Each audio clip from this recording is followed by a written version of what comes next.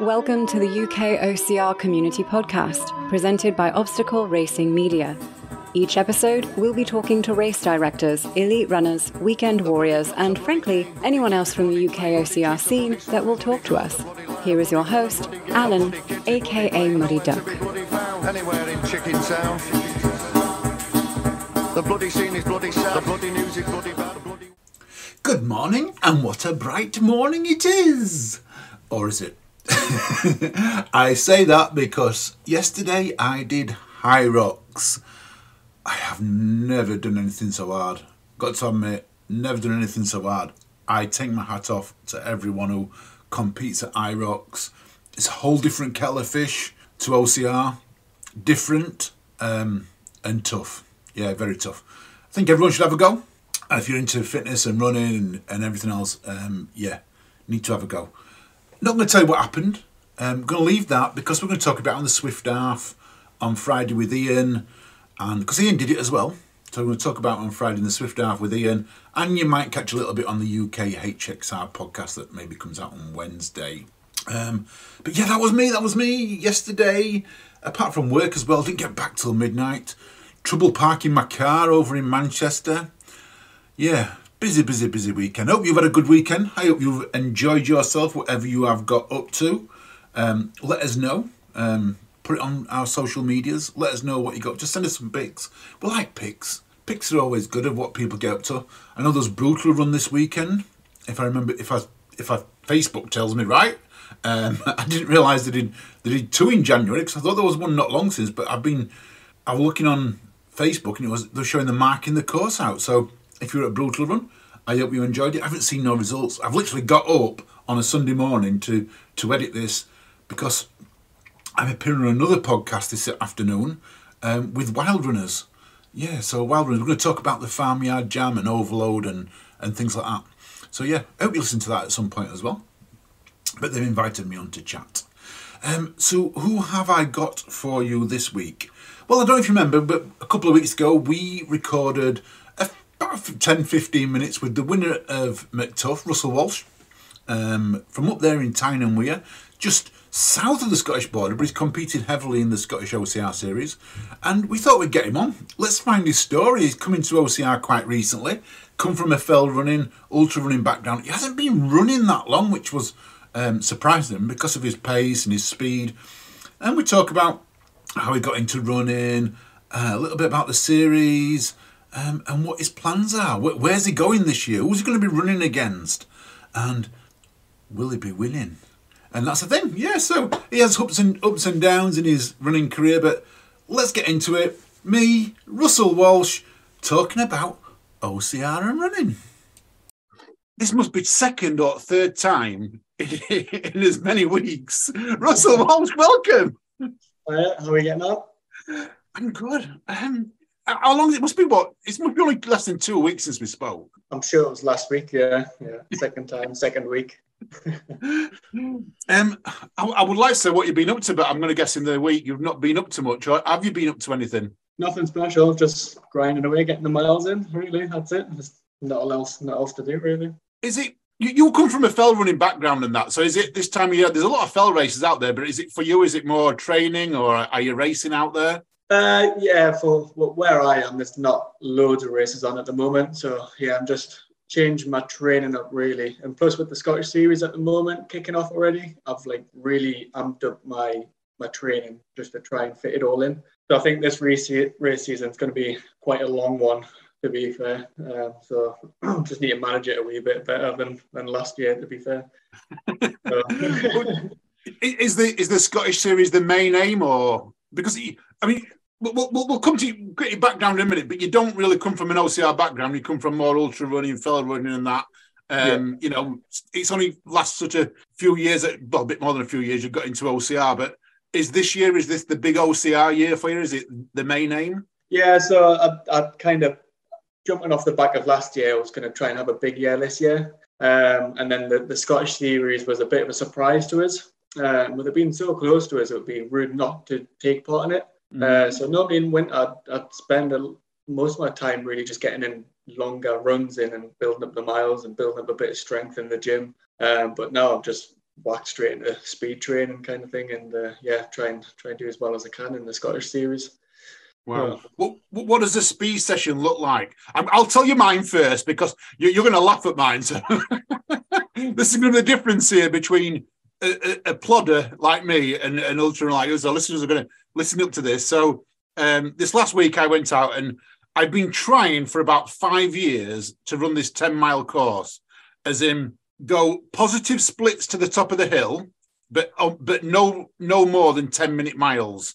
So running anything between 9 minutes and 10-minute miles. And then they get to the top of the hill at the 5-mile mark, turn around, and then run negative splits all the way down. And I say top of a hill, it's not a hill, it's just a gradual incline. We're not talking a steep hill here. But always try and keep it below 9, and well, as low as I can possibly get for that last 5 mile. So I'm only running 9-minute miles on my first mile, and this week was the first time I've ever managed that in about 5 years, to run between 9 and 10 all the way up on a positive split, and then run 9 to 8 all the way back down on a negative. What's your speed train like? Now listen to this times, Abba. So yeah, at the moment I've got like a 7-mile loop. 6 or 7 mile loop, and I've got a pair of road shoes, so I'm just out blasting that, like literally running that as hard as I can. And then other times, if I'm out in the fells, I'm like either doing hard efforts up hills or just doing like 90 seconds on with 60 seconds like recovery jog, and then just repeating that as long as I can go, really. But you just got to change it up all the time and just make sure you're doing different lengths of efforts. And yeah, just it's not when you're getting up at 5:30, 6 o'clock in the morning and you're knackered and knowing that you've got to go out and do these hard efforts. It is pretty grueling, to be honest. It's hard to get out of bed, but it needs to be done. Well, what times are you running at the moment then, mileage wise, when you're on the roads? 6 minutes, 7 minutes? Yeah, if I'm on the road, anywhere between 6 to 6.5 minute miles. Wow. Depends how I see the roads are. It's been a bit sketchy. That is pretty impressive. That's pretty impressive. I like that. I like that as a training run. Let's go back a little bit. So let's go right back to school. What was you into at school, sport wise? Was you a runner? Was you a footballer? Rugby, Scotland. Got to be rugby. You must have played a bit of rugby up there. Well, back in middle school, I used to play rugby. Yeah, but I'm 6'3" now, and back when I was in school, I was probably one of the shortest kids. So tackling some of the big lads, I used to just bounce about, really. But sports-wise, I don't want to be big-headed, but I was pretty good at most things, but I was never like top level in sports, and I didn't really actually do that much apart from motorbikes and a bit of mountain biking. It was only a few years ago, back in 2018, 19, when I really took on running. But before that, I was into boxing a lot. Boxed for about 4 or 5 years, and actually made it to the Tyne TOE as novice champion. Oh wow! So managed to get that, but got knocked back in the next rounds. But the boxing club closed down, so just kind of took on running full time from there. What weight did you box at? 69 kilos. So what's that? That lightweight? Lightweight, something like that, Yeah. So I like a good boxing match. Many years ago, I used to live in Brighton, and Chris Eubanks lived very close by, and I used to go and watch him box. I used to get tickets, and I like a good boxing match and that. And I go sometimes round local to me, some of the when the gyms are putting one on, there's a couple of clubs and that close to us that put them on. It's a great fitness. If you want to get fit, do boxing. I always say I miss it just for fitness. You don't need to be lifting weights or throwing anything around. It's just pure body weight, and you become very body strong just from body exercises. It's something different. Like I used to box. I don't know if you know a guy called John Joe Irwin. I don't know if you've ever heard of him. He went to the Olympics many years ago, and I used to box at the same boxing club as him when he was training for the Olympics. So I'm going back. Oh yeah, I don't want to say my age now, but I'm going back over nearly 40 years. And I thought I was quite good. And then I got my first boxing match, and I was winning it quite convincingly. An amateur boxing match, 3 rounds, headgear on. And this guy hit me on the nose, and my nose broke, and the claret was everywhere, and I never boxed after that. I had to go to I had to have it cauterized. If I wanted to box again, I would have had to have it cauterized, a blood vessel in my nose. So I never boxed after that. I went to the doctors actually to get my nose cauterized, and they wouldn't do it. So actually, I can only breathe out of one half of my nose. Oh no! Wow. Yeah. So is that like because of a blood vessel that's quite? They said to me it was a weak blood vessel that was in one of my noses, and to cauterize it, they was going to cut it and tie it. I don't know what they do, but I think it's just like a gristle or something, and that's up in mine. It's just kind of really blocking the airway. Right.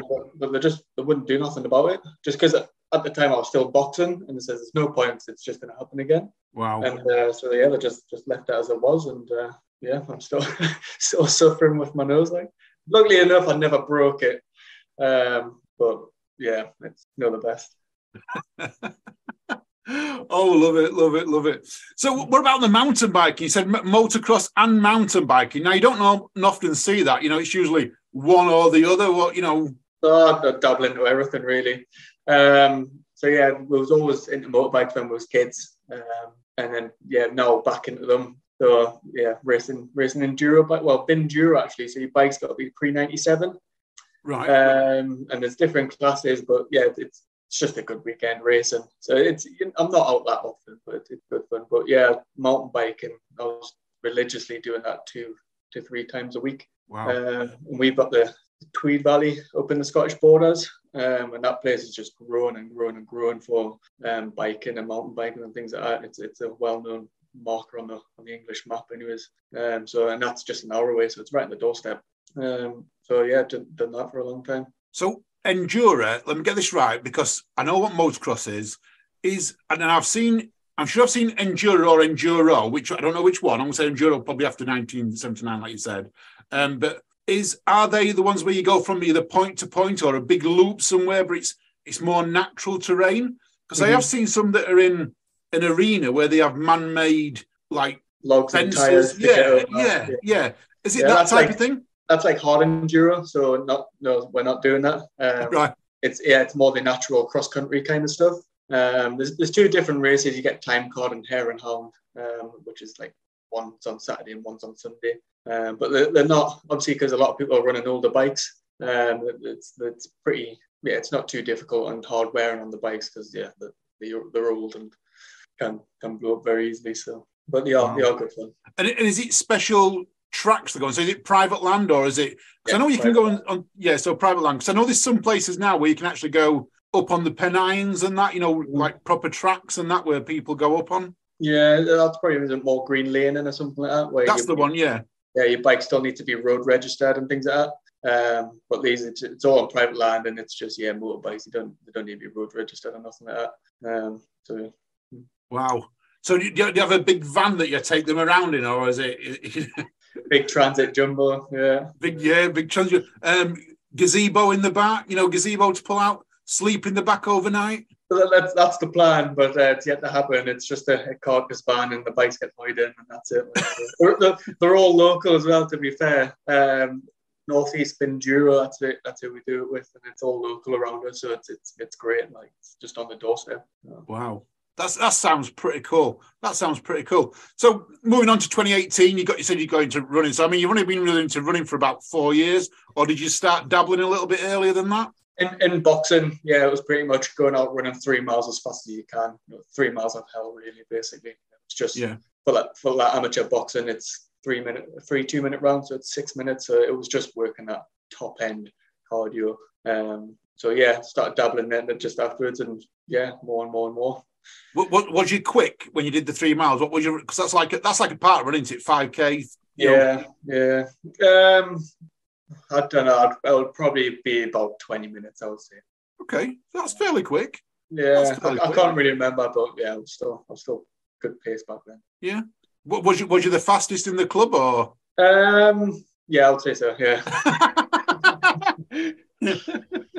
You're very humble. I've always been. So 2018, if I'm right, so if our research is right, OCR Tough Mudder came along June 2018. That's right. Yeah. Was this your first OCR race, or? Yeah, that would have been my first. Yeah, technically my first OCR. I did it as a charity run with the company that I work for, and we all kind of basically ran it together, or started and finished together.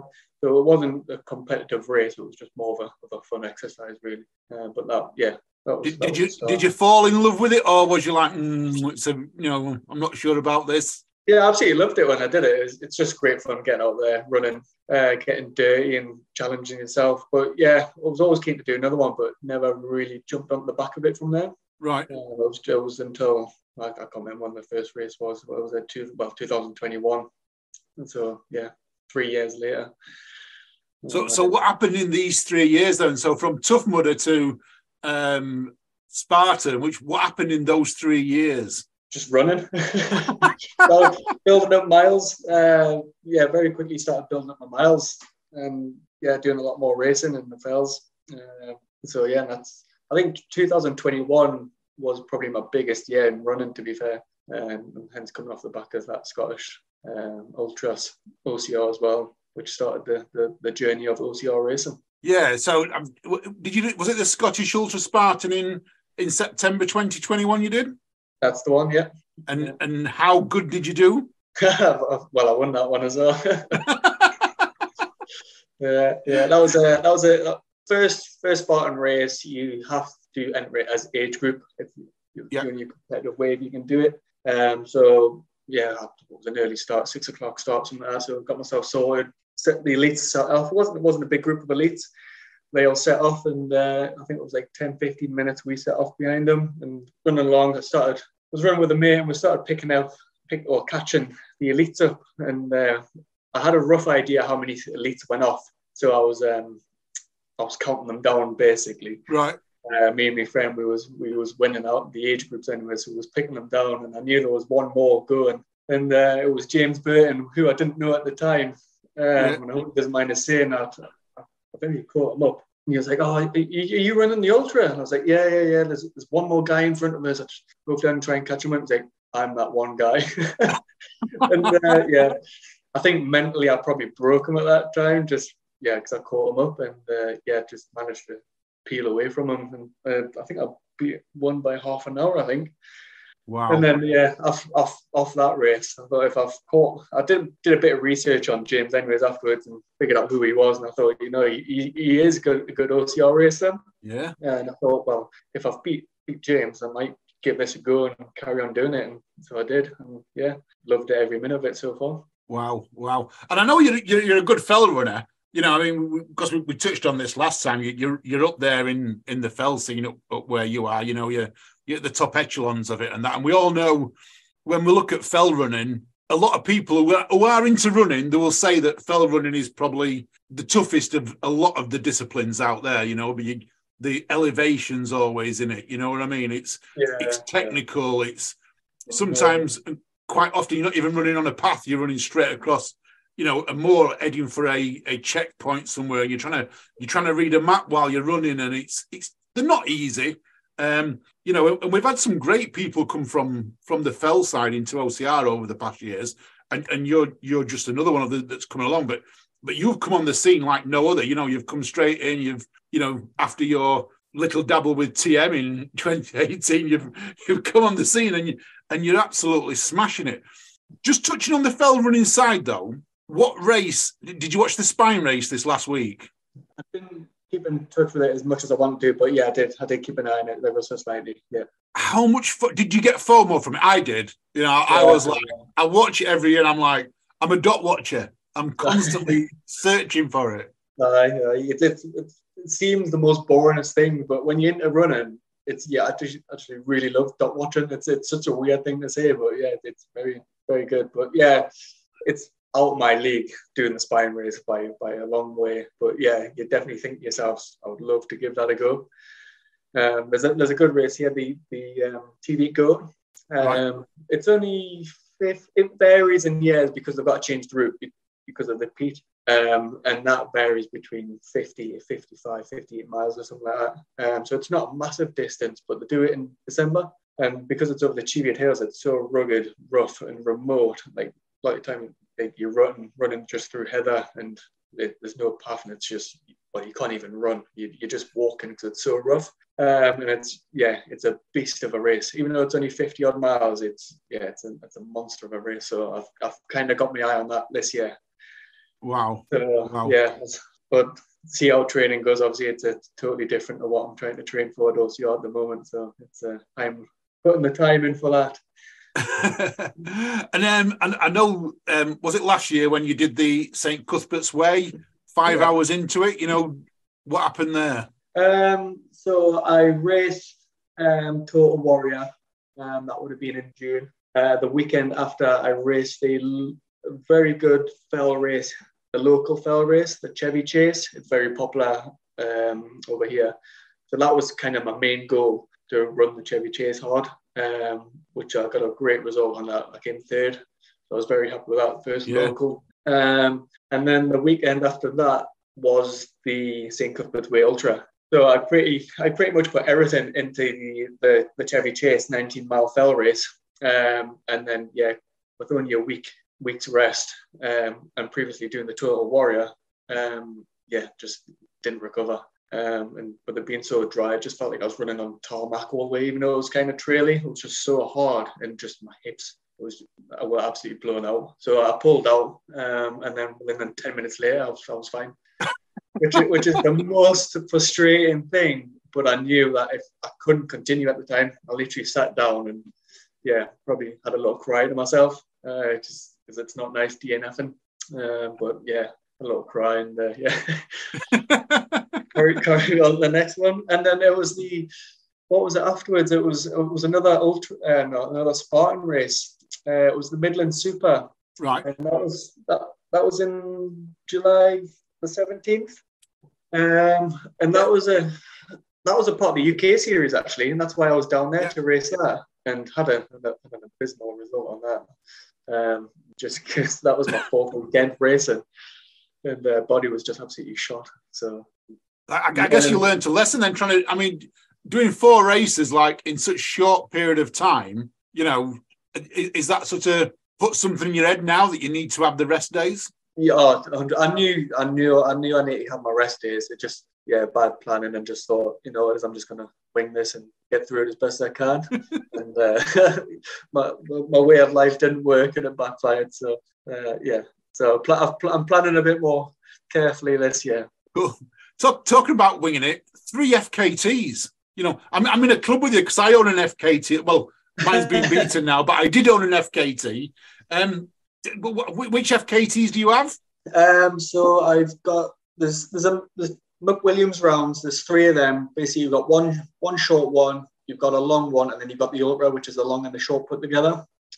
I've got both the short and the long. The short, which is 32 miles, I think I did that in 4 hours and 58 minutes. Wow. I think there's about 6,000 feet of elevation in that one. And then the long, I did that in the height of winter. So that's I can't remember what my record is on that, but it's it's easily beating that one. I say if you get it in there on a decent day, anyways. And then I think the other one that you mean is the Walsh Marathon, which is just the St. Cuthbert's Way. You run to Yetholm and back. Yeah. So I've got that one as well. And that was 3.5 hours or something like that. So. Wow. And that's all trail running as well. I think. Did you set out to get them? Or was it purely by accident? I did that. Well, I did the Walsh Marathon one first, and I really surprised myself with that one and how fast I did it. Yeah. So straight away, I just jumped on, recovered a wee bit, and just jumped on the round, and basically set myself off running up that same pace that I did the marathon, and just thought I'm going to run at the same pace and just hang on when I die at the end of the round. And basically that's what I did. I got to like 27 miles and I hit the wall, but I just kept going got through and got the round. So I'm quite impressed with that round. That's probably my best achievement on the McWilliams short. Wow. I'm happy with that one. Wow. That's awesome. I mean, having 1 FKT is astounding, but to have 3 is brilliant. Is there any plans for any more? No. No, unless someone beats them, and I might give it another go. But that's it. Is there many around you? Is there many FKTs around you? There's the odd one if you really look for them, but I think probably the McWilliams rounds are probably the main ones so far north, anyways. I mean, there's a lot in the Lake District. I mean, there's a lot of FKTs in the Lake District, and I know when I was looking, because we was looking for ones to run, and it seemed to be there was a big band across the country from the lakes, just basically across Adrian's Wall, that area, all the way across. Yeah. And then there was a band around the Midlands, and then there was all really down south. So it seemed to miss Yorkshire out, and it seemed to miss a lot of Scotland out as well. And I expected to see potentially a lot more in Scotland than were actually there. Yeah, I think there will be a few in Scotland, but obviously I'm not in Scotland. I'm North Northumberland, right in the top corner. But yeah, there's not a lot. Like the McWilliams round is probably the main fell round that you'll find up so far north. But like you say, you're travelling over west to Cumbria or south down the Pennines really to get other fell races in or rounds. Yeah, I get that. Cool. So let's go back to Spartan. So after September 21, you'd done the Spartan Ultra. What was your time? Well, I didn't tell you the time, did I? Do you know it? Yeah, 5 hours. Oh, we're just going to say I beat James Burton by 30 minutes. So we're just going to leave it at that. Yeah, we can do. Sorry, James. I know James will listen to this. Really sorry, James. It was 5 hours and 32 I did it in. So I think he was, I don't know what he did. It was there or thereabout. So I know James has got an amazing feat. I don't know if he's made it public yet, but I know he's trying to do something this year, which is going to be absolutely phenomenal if he does. So I'm not going to say anything at the moment, but I'll come back to you. Have you, apart from the OCR series, have you set yourself an ultra goal this year out there? Because I'm within running myself. I set myself little goals throughout the year. So I mean, my aim is ETM. I've got 2 ultras. I'm trying to do a 100 miler, which I've never ever done before. But I want to go to ETM and get 60k in. All right, okay. Yeah. For me, OCR racing, I haven't really thought about doing any ultras unless it's further in the year where I'm probably training for this TV Go. Yeah. It's about 50 odd miles, but that's obviously not an OCR, that's just a fell race. But that's in December. So I'll probably keep my distance running quite short until the back end of the year when I'll ramp it up for that. So yeah, no real ultra distance for OCR. No. So what about? So it's just the ultra at the end of the year. So it's just purely concentrating on the series, and then obviously you've qualified for the Worlds. Yeah. Oh, so the British series first. You qualified for the British series, which is, if my memory rightly, is it September, October? October. Yeah. Kind of. the first name on the board there. I mean, that's absolutely that's amazing. Will there be a lot of when it comes to that time of the year? Will you taper off from anything to stay injury free, or will you intensify your training right up to the week before? I'll probably need to try and have a bit of a low moment in the middle of the year, just to try and rest a little bit, and then ramp it up towards that. That will probably be my main race for October, and then after October, I'll just be full focus on December. I'm saying so. Probably double in the odd race here and everywhere as well as you do, but they'll be my 2 main focuses down back end of the year, anyways. How would you plan for something like a big race like that? As in, what type of specific training do you do? Lots of mileage, or do you do more speed work? What is your type of training for that? So which race? Sorry. So if we go for the British Championship, let's go a month out. So a month away from the British Champs. What will you start to do that's going to be different to your normal? It'll just be back to mainly speed work. I've got the distance in my legs. I've got the elevation. It'll just be purely speed work that I'll be focusing on. But it's hard work on the body, so it does deteriorate a little bit quicker, I find. It's just managing it properly and getting a plan in place, really. Wow. Well, do you have a coach? No, I don't know. Just winging it again. I like this winging it. Probably not the best attitude, but I roll with it. It works so far. Yeah, I think it's whatever works for you, isn't it? You know what I mean? I know a lot of the runners out there have got coaches, and it seems to be a big thing at the moment that the coaches and their pupils, the pupils are actually beating the coaches at this moment in time, which is good. I mean, it doesn't mean anything, because if you're a coach, you've got the knowledge, and it's great. I would love that if I was a coach and I was coaching someone, and saw them come on that well that they actually beat me. I mean, I'm not fast anyway, but if I was at that level, that's got to be a great feeling as a coach, I think. Oh, I think, well, that's what coaches thrive on, seeing people succeed and do well and progress where I'd want to go.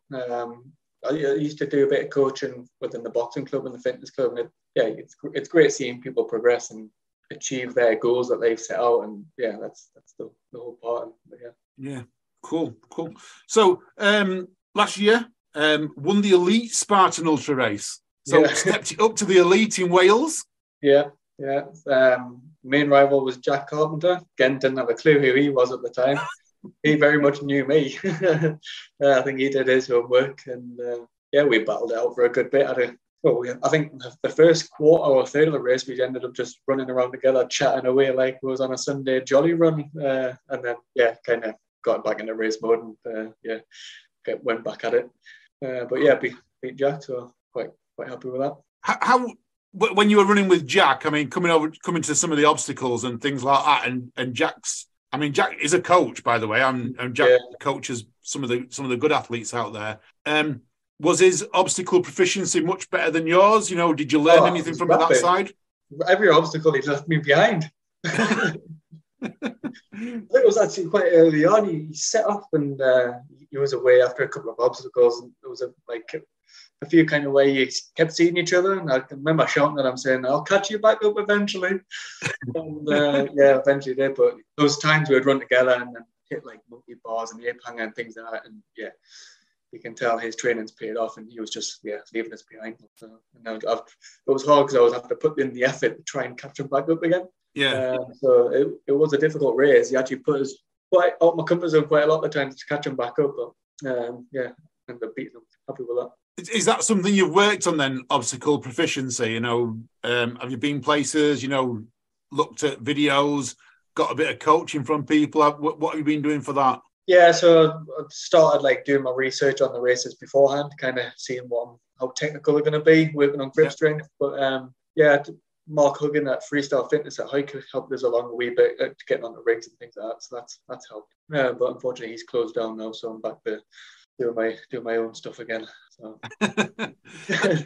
There isn't a lot of, well, I don't think there is, but I mean, there isn't a lot of specific training areas up near you where you can actually go and train on obstacles that are of quality. I mean, everyone knows how to get over walls now, so but as obstacles are getting tougher, unless you're actually racing week in, week out, there's a lot of obstacles that you're probably never even going to see, and you're not even going to say, "Oh gosh, how do I do this?" You know what I mean? It's I find that often all the time. Every race I go to, there's a different kind of rig that I've never seen before, and just have to figure out as you get there. Cool. It is a bit of a disadvantage, just having that lack of training. But I just try and make up for it in the running. It's the only thing I can do at the moment until I find something suitable, something better to help us with the rig.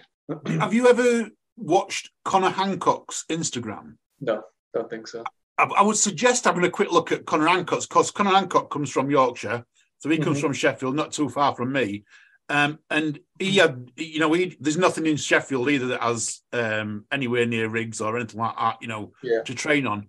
So he actually designed his own training things where he found a local river. He bought a few grip holds and that. He found a local river with a bridge going off over the top, and he hung the training grips off the bridge and rings and things like that. And he would literally go across, and if he fell off, he fell into the water. But it's sort of, I mean, Connor is one of the best in the UK. You know what I mean? He has got the running ability, very much like yourself, but he learnt the obstacle ability by doing his own thing. So it may be worth having a look at that for yourself, just get a few ideas. Yeah, it's funny you should say that. There's a 9 bridge literally just across the road from where I live, which goes over water.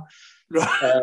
It's good. I was all the way across. So you have got finger holes to get in, but I haven't had the minerals yet to give it a go yet.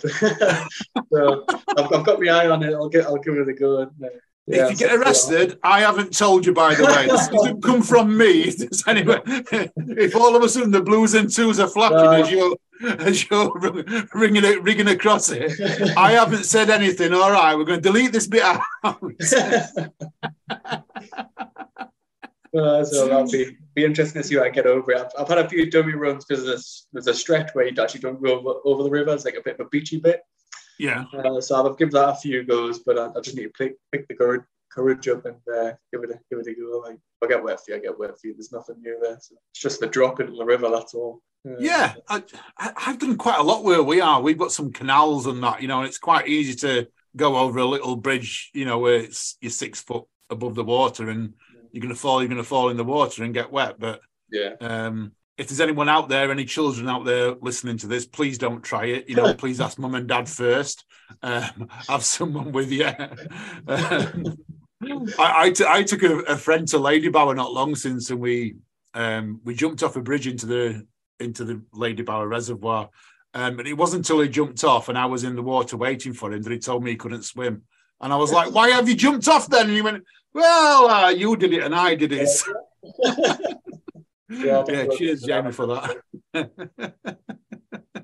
It's always fun. Not too deep, so if I fell off, it's it'll only be knee to waist deep, like, so it's what rocks I land on. That's the only problem.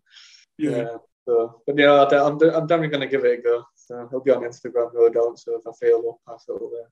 Probably get more views if I fail it. So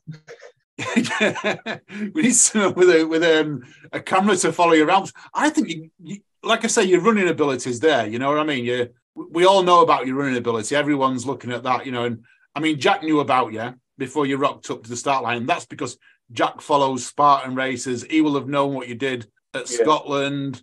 Against James Burton, so he would have known that, and he would have been like, "Yeah, this guy's can run."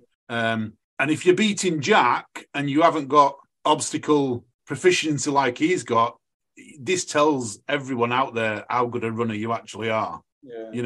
It's a beach ballistic last year as well. I mean, me and Jack had a great run, great race against each other. He was hot on my heels, and he actually passed us at one point. So we had a really good battle. I think Jack's actually coming up to Tartan Warrior, actually. I've just been speaking to him before. So I don't know what race he's doing yet, but he is definitely coming up. So it's more technical, short distance. Yeah, I think Jack might have the edge here, but it'll be a good race. I'm looking forward to it. Yeah. I mean, Tartan Warrior is another one that you won Tartan Warrior last year. I forgot about Tartan Warrior. I haven't even written that on my notes. Not Tartan Warrior, Beach Ballistic. I haven't even written that on my notes that you won Beach Ballistic last year. And that got you a lot. Came second in Beach Ballistic. But yeah, won Tartan Warrior, but I ran that on the Friday, so I missed actually out on all the main competitors on the Saturday morning race. So yeah, would have been better to do the Saturday race with everyone else. I think Daniel was there, James Burton. There was another lad, quick lad. So yeah, sorry, Dan Titcombe. Was it Dan Titcombe that won it? Beach Ballistic, yeah. So I think he might have won actually Total Warrior, did he? I can't remember. Yes, yeah, he won Total Warrior as well. He beat Mark Bell. Mark Bell come second? Yeah. Another good fell runner, British champion fell runner. So well done to Danny. He won the overall in the series as well. So he's the man to beat at the moment. But the rumour is, in the UKOCR series this year, there's going to be a lot of more people coming to join it. Yeah. But I know in the Scottish series, what you're aiming to that is your main aim, to win that. Yeah. Tartan Warrior, from my understanding, is going to get a lot of people going up. I think tough. Yeah. With the cold weather, I think the cold put a lot of people off. I did say I feel like it wasn't as hot heated as it could have been. So it'd be interesting to see what happens for the rest of the series. So, yeah, looking forward to it. I do like a good race and a good bit of competition out there. So, good. Yeah. Do we think Tartan Warrior is going to be more technical? I would say so. Yeah. For the shorter distance, you want it more technical, really, don't you? Yeah. Be interesting to see, because he got some of the rigs from Freestyle Fitness. So it'd be interesting to see what he uses, and I know some of them anyway. So yeah, I've got a wee bit of advantage if he uses them, that is. But yeah, I think he's got quite a few rigs to use. How far away is it for you to get there? Is it a good distance? To Tartan Warrior is about just over 2 hours, I think it is. So I'm only just doing the 8K on the Sunday as well. But I think he's got races all weekend. Saturday he's doing like 100 meters and a 5K or something like that. So I think he's got a good little weekend going on. But unfortunately, it clashes with another race for me, so I'm racing on the Saturday and then going up there on the Sunday. So you're doing a race on the Saturday before you do the series race on the Sunday. What race are you doing on the Saturday? It's just on the motorbike. Well, I say it just on the motorbike. We take out here. Race Europe on the Saturday and then going to try and run that. So, yeah, my planning's not going very well so far. So you're on the motorbike. So your legs are not going to be too bad. You know what I mean? But your arms. You'll be very surprised how leggy it is riding the motorbike. Yeah. It's a full body workout. Just wing it. That's going to be the title of this podcast, isn't it? Let's wing it. Yeah. So I need to be kind of switched on. Like you say, there's a few good competitors going on. I think there's quite a lot of do a lot of Ninja Warrior stuff going up. Yeah. So I'm going to be very good on the rigs. Get my fast legs on and run as fast as I can. Brilliant. And I guess on the UKOCR series side, you'll be doing Beach Blisk again this year because that's part of the Scottish series as well. Yeah, most likely I'll do that. Yeah. I think it's Total Warrior part of it as well. I think I might. Yeah, Total Warrior is, but obviously you usually do the Ultra at the Total Warrior, don't you? No, I did. I can't remember what the distance was. Wasn't the Ultra? It was the same distance as the competitive wave. Was it a different day? Yeah, I did it on the Friday. Right. The Saturday sold out. I fancied doing one, so I just went down and did it on the Friday instead. So yeah, I might do that one, but I really need to have a look to see what races are on the UK series and really probably try and pick out the best ones for me. And it'll be nice to try and complete it this year. I mean, you've got the British Championships, which is going to finish, so I guess you only need to try and get one other in, don't you? If you're doing Beach Ballistic, Total Warrior, and then the British Champs. Yeah. It's just one more. Where can we fit this in? Where is Spartan? Spartan Super, that's on April. Oh, gosh. Have they got one in the Midlands this year? We haven't, no. Born Survivor's not on it at this moment in time. I don't think it's going to be on it either. We haven't got a date and we've released the race at this moment in time. So I guess it's going to be nuts or nuclear, I would have thought, which is a bit of a trek for you, isn't it? Down to London. We should have a Jolly Boys outing, shouldn't we? You could drive to Yorkshire, and then I'll drive down there, and then we'll come back up. Sounds like a plan. I can get some sleep in while you're driving. Yes. Any prize money, though, we're going to split 50-50, yeah? Any prize money, we're going to split 50-50. Yeah? Put it all in for fuel. It's the only thing with the travelling. I can sit in the car and travel the distance. It's fine.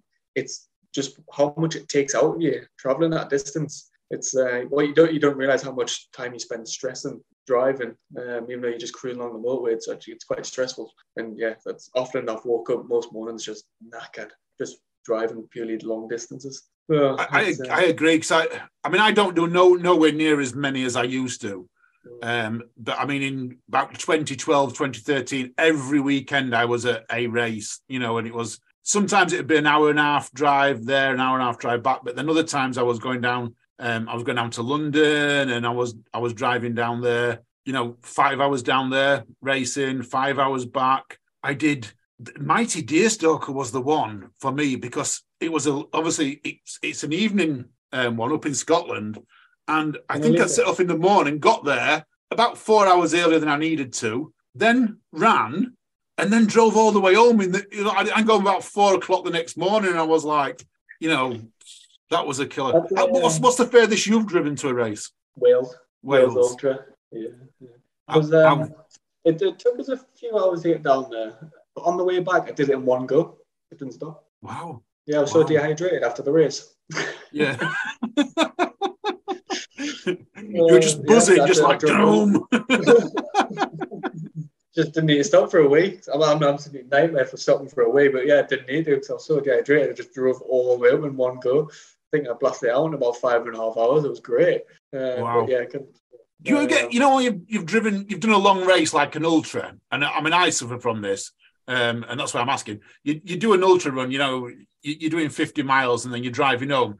Do you ever get that cramp in the back of your legs while you're driving, or is that just me? No, I haven't had that as of yet. I've had it when I've been sat in the pub. And you move around. I tend to find once I get in the seating position, I'm all right. But yeah, if I'm sat in the pub wiggling around and I tend to get it there. So trying to, if you're sat in a corner in the pub and you're sliding slowly under the table, trying to keep your legs straight. Yeah, trying to keep your legs straight, aren't you? You get some funny straight to my legs, straight to my leg. I'm sure there's a lot of people out there are like thinking about, yeah, I'm like that. I'm sat down like all of a sudden straightening my legs out and trying just slouching off the couch or off the seat where you sat on and you're nearly on the floor. Yeah. Get us the nuts. What about nutrition then? Because I mean, everyone talks about different nutrition, like everyone has something weird and wonderful. I've heard stories of beetroot and Josh Naylor and his jam sandwiches. You know, is there a specific nutrition that you're into, or you've learnt to use, or anything like that? Just try and decide what's quite well. It all depends what you like to eat in them circumstances. So it's all about getting out and trying it. Banana loaf seems to be one. I've been smashing the banana loaf in. But I find that I just need to snack a lot and gels as well. So I haven't really got a go-to meal for long distance running. I'm just like, yeah, I'll have a bit of this, bit of that, and a bit of that. But when I did the St. Cuthbert's Way Ultra, I was just craving fruit. And lo and behold, I didn't have any fruit on us, but I couldn't eat nothing, could barely drink. I was just wanting fruit. So yeah, maybe something I look into in the future races, eating fruit, but yeah, not got a set meal, just snack. Was that for the sugar intake to stop your body from crashing, do you think? Or probably, yeah. And it was because it was so bloody hot. It was, well, it's in second week of July, so you're in the height of summer, so probably due to that as well. Yeah. So no real favorite food or anything like that. Do you use gels, or are you more of a natural food? Yeah, I use gels. Yeah. Which ones? Tell me which ones. I'm on High Five actually. Oh wow! Yeah. I actually really enjoy them. I was on SIS. They were a bit jelly, and then I'm on. I've tried some other ones, and they were a bit funny. But yeah, High Five. I really enjoy them. They're quite watery as well, so you just smash them down and they're done. Yeah. I haven't seen High Five gels for quite a while around here. You know, it tends to be. I see a lot of SIS and Mountain Fuel, obviously. A lot of people are moving to Voom and that, but I haven't seen High Five. My number plate actually says High Five on my Land Rover, by the way. Everyone knows that, so nothing's new out there. So I tried to sell it to them many years ago when I bought it. I tried to sell them. I was like, do you want to buy my number plate for a few £1,000? And they were like, no, we're all right, thanks. Okay. I'll not sell it yet. I think they're based up near you, though. Are they not I-5? Are they? I'm sure they're up Northumbria way, up just past Newcastle. I'm sure they're a company up there, aren't they? Oh, I don't know. That's got me interested now. Yeah. I'm actually going to Google this now because I'm pretty certain that they are from up your way. If I can, I-5. Let's see where it is. High Five. Let's see what it says. I started using another one. I can't remember how it's called. Oh wow, there's more High Five chat with Messenger, social networking. I don't want to know no social networking things. It looks like one of them chat groups now. Precision hydration. That's the other one that I've started using actually. Right. I've purely got into them for salt tablets. I sweat a hell of a lot when I'm doing long runs. So I start getting salt tablets from them, and yeah, got some of their gels, but them gels are thick, really gloopy, like, and it's they're not the nicest to put in your mouth. So, but they're all right actually. They get you through. I'm not a gel fan. I've got to admit, I'm not a gel fan. I don't mind Mountain Fuel because it doesn't taste like a gel. It doesn't taste sugary, so I don't mind Mountain Fuel. But I like Voom. I like the Voom bars. You can just pop one in your mouth and suck on it for a while. You know, you just break a little nugget off. They come in like little packets with 4 nuggets in them. You can just pop them in your mouth. A bit like I used to do Cliff Shocks. Cliff Shocks used to be like that, but they were just pure jelly. These are not. These are a little bit like Kendall mint cake. but without, Oh, but right. not as No, minty. just You know what pure I mean? sugar. Yeah, yeah. But you put them in your mouth and they don't give you that up and down. I hate that up and down of gels. Personally. Now everyone knows I'm a kit man. I remember at Beach Ballistic actually racing against Jack and was running with each other. And I was actually hanging, actually, to be fair. I was really struggling on, and I had a gel, and about 2 minutes later, I left Jack. It definitely worked. It was like I clicked into another gear and just started pulling away. I thought, oh, well, it's like my Jack's flag and all this gel's really working. The gels kick in. Gives you an extra gear. I can see Jack next time he goes out now carrying 6 or 7 gels, and whenever he sees you pop one, he's going to be like, I'm having one of them as well now. Everyone knows I'm a kit fan. Everyone knows I'm a kit fan, Russ. So I have to come on. I have to talk kit with everyone that comes on. So I want to know kit-wise, shoes. What are we in? Terex. Adidas Terex. Oh, yeah, an Adidas fan. An Adidas fan. We don't see many in that. I know the trail running world is loving them, aren't there? A lot of people in the trail running world and that. How are you finding them on OCR? So let's go McTuff, because McTuff was really muddy. What was it like there? It was actually fine. Yeah. The first part of the race, it was all in gravel, so it was fine. I don't think it really mattered what you was on. But yeah, I really wanted to pick them from McTuff because it's mostly mesh over the top of your feet. So I was kind of working on the basis water in, water out. And yeah, there's not much material for them to soak water in. So yeah, they were my shoe to go to, definitely. So drained really well then. They're really well at draining. What about the grip up some of them slippy bankings?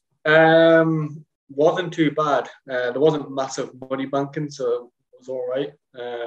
Most of them, any bankings that did have, there was kind of like footholds in them anyways. So you could just kind of get your feet in and just clamber up them. So I wouldn't have faulted them. I wouldn't have picked any other shoe to run in that race. I would have picked them. Wow. Do we have a favourite sock? I can't remember what the make is, but it was on Amazon. I got them off Amazon. It was like a Dutch make or something like that. But apart from that, I don't have favourite socks now. Wow. What about upper body kit?